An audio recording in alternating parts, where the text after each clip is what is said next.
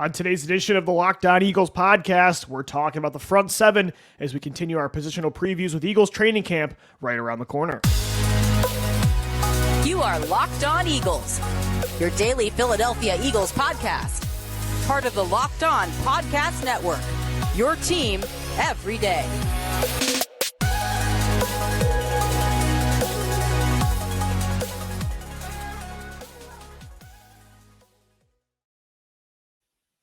So much for making Locked On Eagles your first listen each and every day. Shout out to our everydayers Monday through Friday. We're always part of the Locked On Podcast Network, your team every day. I'm Louis DiBiase, joined as always by Gino Camilleri. It's a Friday edition of the show. This is one of two podcasts remaining until Philadelphia Eagles training camp kicks off next Tuesday. Players report to the NovaCare complex, and then football season is underway. Training camp battles, the preseason will be here before you know it, and then week one against the Patriots. It's all moving fast. We're continuing our positional previews today, Gino, and we're finishing things off with the front seven, which last year was absolutely incredible. I mean, it was historic. The Eagles nearly broke the 85 Chicago Bears all-time sack record with over 70.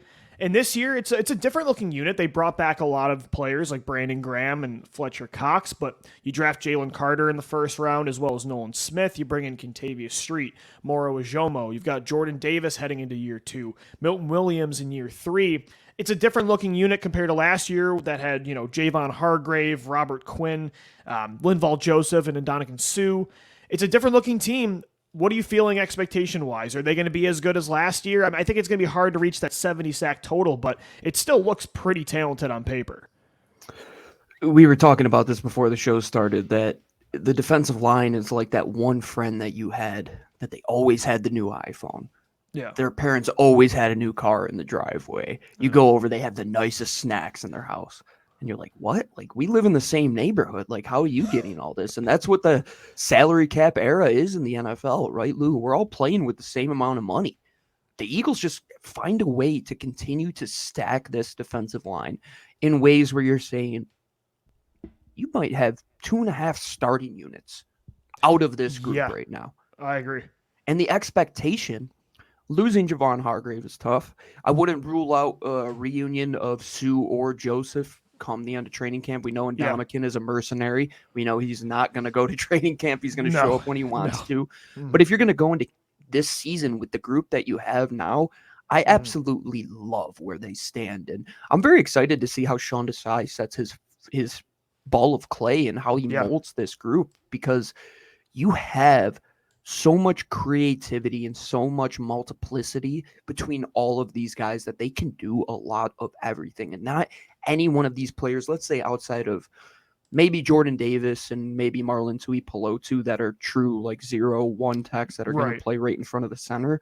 Jalen Carter, Milton Williams, Fletcher Cox, Haason, all these guys are going to line up everywhere in the Nolan creativity. Smith too. I mean, talk about somebody that's going to line up everywhere. Yeah, talk about what you can do with Nolan. Like, you can mug him in the A-gap or even move him out to a wide 9 and just let him be a pure speed rusher. So to say that they shouldn't have any less expectation than they had last year to be the most dominant unit in football, to me, they got to walk in that building and say, we're the best. Until you prove us otherwise, we are the best. Yeah, and that's the thing. Are they going to get over 70 sacks again? I wouldn't predict that number. I mean, again, last year's team, that is one of the greatest pass rushing units, not just in Eagles history, but in NFL history, right? And it should have been the reason you probably win a Super Bowl if it wasn't for that ridiculous grass in Super Bowl 57.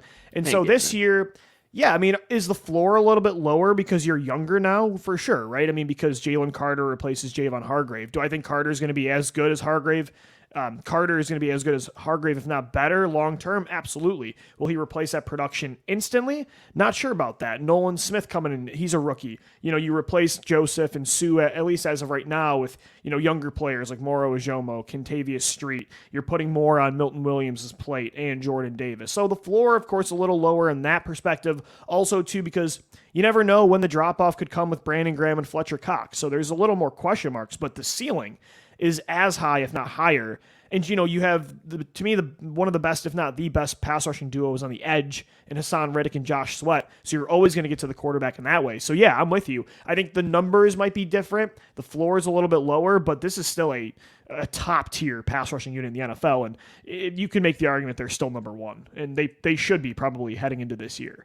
Absolutely so. And if you just want to see what Sean Desai might do with Josh Sweat and Haason Reddick and Nolan Smith, go back and watch some of that Seattle tape of what they did with Uchenna and Wosu and Darrell Taylor and how they moved those guys all around the formation. And they just said, go get the quarterback, right? Like, yeah, they're going to be asked to drop into coverage, but Sean Desai knows that front helps out that secondary just as much. That's a foundation of the Fangio way of calling defense, that we're going to bend, don't break. And how do we do that? Well, we keep defenses or offenses off schedule.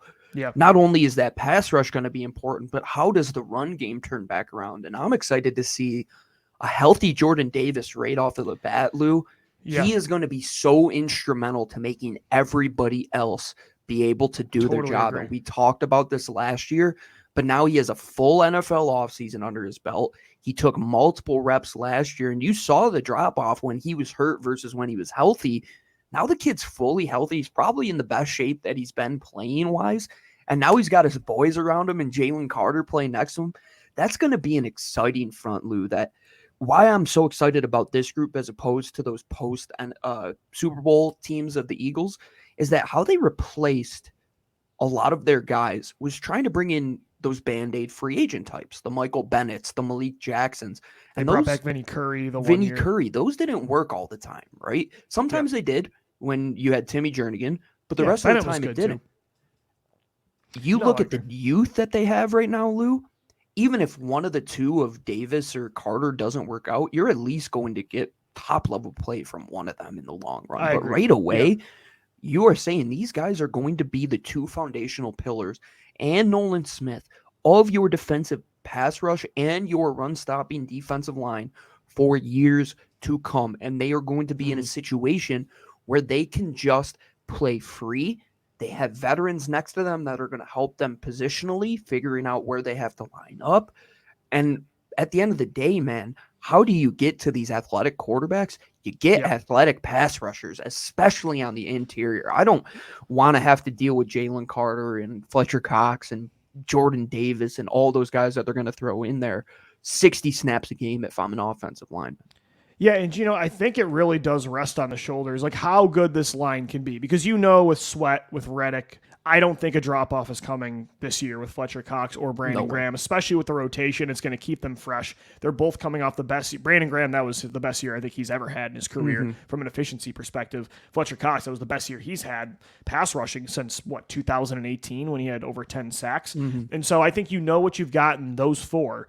But to take this team to the level they got to last year and continue to be deep and elite, where you have 5, 6, 7+ guys getting to the quarterback, it really does rest on the shoulders of what these young guys become. The main three you mentioned, Jalen Carter, Jordan Davis, can he take that next step as a pass rusher, which is going to be an extremely important part of his development, like it was for Dexter Lawrence in New York and Vita Vea in Tampa Bay. I was just about to say that. Yep. And Nolan Smith, those three, and Milton Williams. If Milton Williams can suddenly become this gem that you found in the third round, that's a great pass rushing tackle, that's going to put the pressure off even more because that's a fourth young player that you've added in that rotation that could become something. So they're putting a lot of stock into these young guys, but between the four, as you mentioned, just law of averages based on these guys' potential, and you add a Kentavius Street and Moro Ojomo, who I like both of them too. Between those 6 guys, you should get something out of multiple players. Let's take the Moneyball approach here, Lou. Do you think, let's just take half of those guys, do you think the Georgia guys can replicate the productivity that you lost out of Javon Hargrave last year? I think so. I mean, the thing is, you're replacing Hargrave right away. Again, will they be as good as Hargrave rushing the passer? I think eventually, by the end of 2023, I'll feel that way. Maybe not instantly, but outside of Hargrave, who really are you replacing? Robert Quinn last year was not good. I mean, that was Howie's bad trade at the deadline. Robert Quinn was, useless last year as that fourth guy, right? Replacing Derek Barnett when he got hurt, and they didn't really have that fourth guy they normally prefer to have. Linval Joseph was okay. Like, he was solid, but he wasn't, to me, there's nothing that he did last year that Jordan Davis should not be able to do this year. Or even Marlon Tuipulotu, who, by the way, I liked what he was doing last year before he got hurt. He took a big step as a pass rusher too.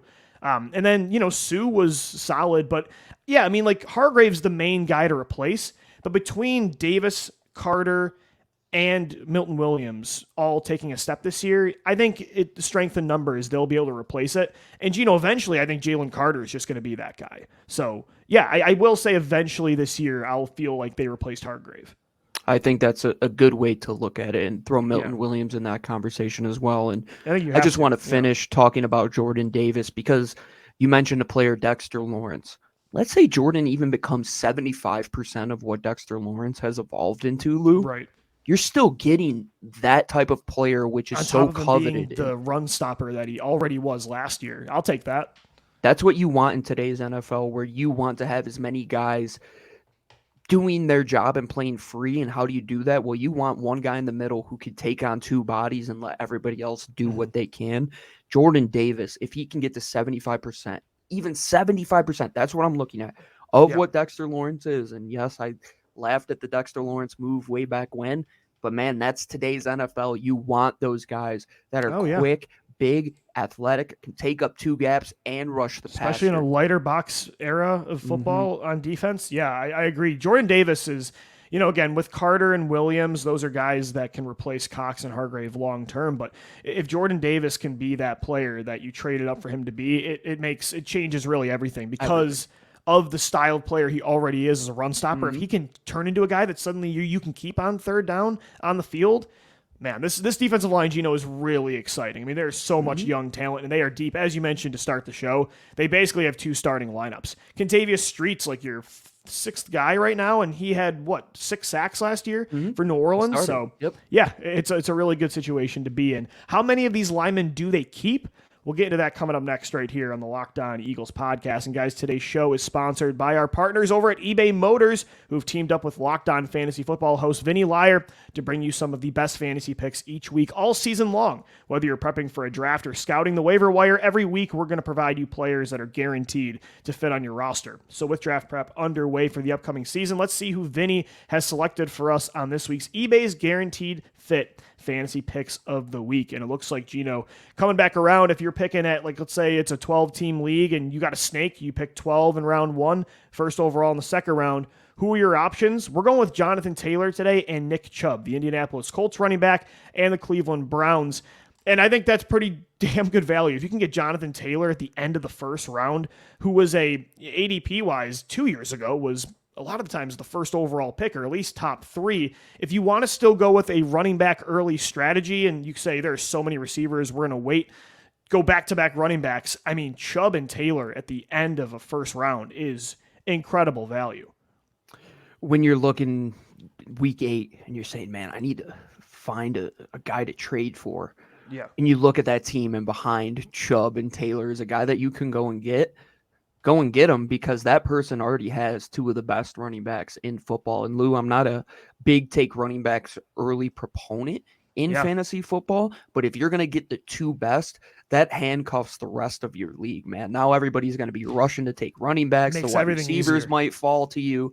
I think that's a great way to go. And Nick Chubb doesn't have Kareem Hunt behind him anymore. And Jonathan Taylor's a bell cow. You might talk about the last 2 bell cow backs in the entirety of the NFL. For sure. And Anthony Richardson being the starter now for Indianapolis, I think is going to really add to that run game. And Shane Steichen going over there from Philadelphia, that's going to be a good run game in Indianapolis for sure. Vinny Liar from Locked On Fantasy Football is going to help you win your fantasy championships this season. And eBay Motors knows a championship team is about each player being a perfect fit. Same with your vehicle with eBay Guaranteed Fit and over 122 million parts and accessories for your vehicle right at your fingertips. You can make sure your ride stays running smoothly. Air filters, brakes, batteries, taillights, alternators, shocks, struts, you name it, eBay Motors has it, and they'll make sure it's the right fit for your car because eBay Guaranteed Fit helps you understand exactly what part you need for your vehicle the first time. So go forth, switch gears, crank the AC up, and say goodbye to sweating if your ride needs a little fixing up because now you know you'll always be set up for success from the get-go with eBay Guaranteed Fit.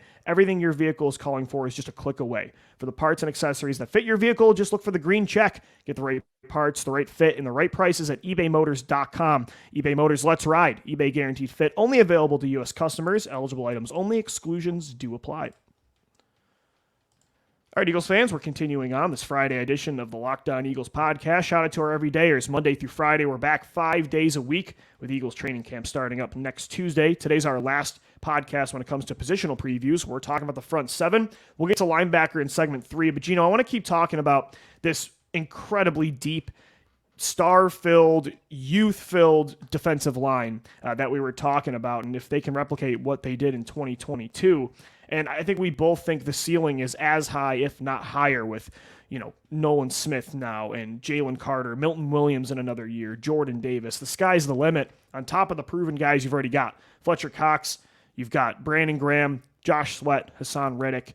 But let's talk about the guys after that. Because, of course, you got to get down to 53, and you can't keep everybody. As much as the Eagles love linemen, you got to cut some linemen. You got to keep some other positions. So how many do you think of these players they keep? Do they go heavier on the edge? Do they go more on the inside? Who's on the outside looking in, and what are these main battles we should be watching? Well, I just want to start by saying that these poor second, third string offensive linemen that are going to have to go against these guys that are trying to make their position on the Eagles line.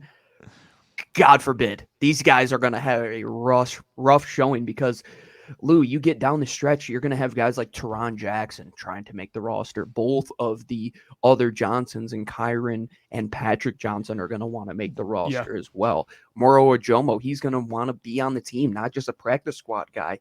Kentavius Street and Marlon Tuipulotu. Would those guys be at risk of being cut if you went heavier at the edge? Who knows? But I want to take the approach here, Lou, as I did yesterday with defensive back, where I'm keeping a certain amount of guys in the front seven. And we'll talk about linebacker.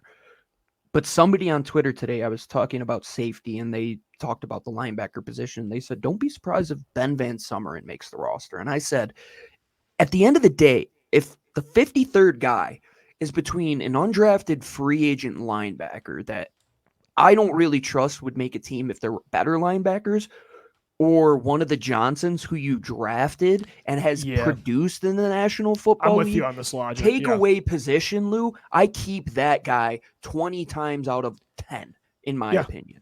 No, I totally agree. And I think, when it comes down to who the locks are for, I think, again, Sweat, Reddick, Graham, Nolan Smith. Those are your top 4 edge rushers that are locks. I'd say at tackle, Cox, Carter, Davis, Milton Williams. Those are your 4 locks at tackle, right? So you're already at 8 defensive linemen. Then I think on the inside, Tuipulotu right now would be the other lock, just because I think he presents more of that.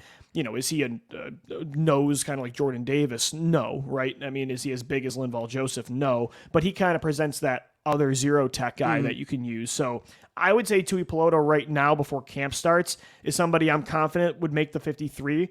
So you're at 9. I think you get one spot probably for Patrick Johnson or, Kyron Johnson.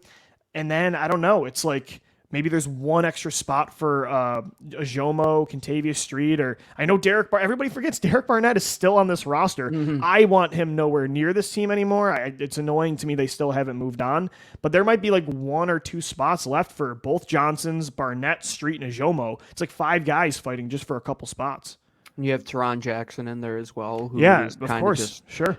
Unfortunate circumstances with how deep they were at defensive end. Janarius Robinson, who is your guy from a couple drafts ago at the edge. You still have him as well.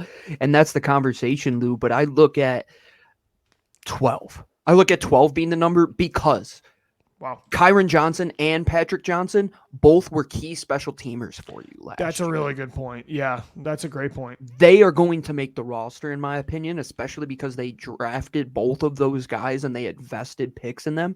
So let's say you have those 2. That's 2 right there. We talked about the top 4 guys, and Jalen Carter, Fletcher Cox, Josh Sweat, Haason Reddick. That's 5. BG is 6. Then you go to Jordan Davis, Milton Williams, 7, 8. Kentavius Street, Marlon Tuipulotu, 9, 10. Yeah. And then you kind of just have your hands full with where you want to go after that. It's a good problem to have, Haason Reddick, like... Nolan Smith, and then like where do you go? Like you have all these guys that you realistically, Lou, the worst case scenario is letting these guys just not be on the roster and not getting anything back for them, because there are teams that could use players like that. Even a Teron Jackson. I mean, a young defensive lineman who could play both an odd or an even front. Teams covet that, and you at least have to get something from it. But I'm saying, man, 12 should be the number, because that's the strength. Keep the 12 best guys in the front 7. You'll probably keep 15 to 16, I would say. At least 12 of them, maybe even 13, are coming from that front, the defensive front, in my opinion, because I agree. The linebackers are so athletic in what they have to do, being stand-up and a pass rusher and playing special teams. Well, and that was our logic, too, for yesterday, why we were going to go a little heavier at defensive back, is there are not, to me, as crazy as it is, I don't know if there are more than three traditional stand-up linebackers worth keeping on this 53-man roster right now, Gino. And that's where we'll flip gears as we wrap up the show. We'll talk about linebacker, because it is a very thin position. You've got Nakobe Dean right now and Nicholas Moro, who you signed over from the Chicago Bears, and every down starter for the Bears last year. Those are your 2 starters to replace TJ Edwards and Kazir White. But beyond them, it's Christian Ellis, who was a special teamers last year. Sean Bradley's been here for a while now, since the 2020 draft, and we both like what we've seen from him on special teams and in the limited snaps he's gotten on defense. You've got Davian Taylor still hanging around in the practice squad. I talked about him last week, maybe as some reclamation project this year, just because of the fitness of this position. You know, it's more just a necessity than a preference to be talking about that guy. So I don't know. I think right now on paper, it's tough to justify keeping a lot of players at this position. I still am bullish that this is the spot, even over safety. If they're going to make a move this summer, it's going to be at linebacker. And I keep looking at Isaiah Simmons in Arizona. They have Kazir White now, Zaven Collins. The Cardinals are rebuilding. I could totally see Isaiah Simmons being an Eagle by the end of the summer. I think this is the spot Howie would look at, because it's thin. Imagine Nakobe Dean and Patrick Queen out there. Oh, I would love that. Be too. A dream. But yeah, Luke, Queen going back to the Simmons, conversation, somebody like that. Yeah. If you're thinking about trying to bring in another element, you're not happy with what you have currently, right? It's tough to look at them on paper and be okay with it. And 2, you're not, like I said yesterday, you're not just going to keep linebackers for the sake of keeping linebackers. Like you have Terrell Edmonds, and you have Keely Ringo, who will probably play star, and Reed Blankenship, and both of the Johnsons. Nolan Smith's going to do a lot. Yeah, you could figure out how to make those guys work into 5 to 10 yard areas. That's a good point. Better than a Ben Van Summeren or a Christian Ellis, in my opinion. You don't just keep them simply to keep them. You keep them because they are the best football players. And let's say Kyron Johnson, maybe he makes a move. Maybe he wants to be like a stand-up off-ball linebacker. He absolutely could do that. That's his body profile. That's what he does. He's an athletic kid. Can Patrick Johnson be a little bit bigger, kind of be a hybrid type of guy? Why not? But I'm not just keeping Christian. I watch Christian Ellis coming out of college.